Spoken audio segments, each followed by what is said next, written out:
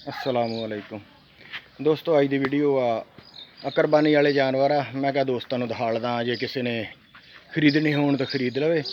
तो माशाअल्लाह तकरीबन कितना वजन हो जाऊगा ਇਹਦਾ? 4 मन वजन हो जाना वा ਜਿਹੜਾ गोश्त आ।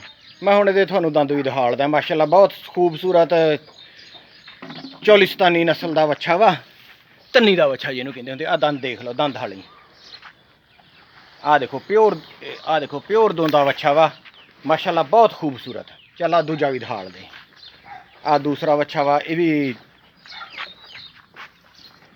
ये तकरीबन 2 मन का हो जाऊगा। 2 मन का वच्छा वा माशाअल्लाह बहुत प्यारा, बिल्कुल असील। तो हथ जिदा मर्जी फिरो तो दंद हाल दे भी। चलो जेड़ा कटदा पिया दहाल दे तू। दोंदा हो गया समझो। ये भी आ दंद एक कट लिया, दंद सिट लिया वा, कट लिया वा दंद सिट ते आ ते एक कट लिया दंद सिट ले आ ते नवे उगने आ।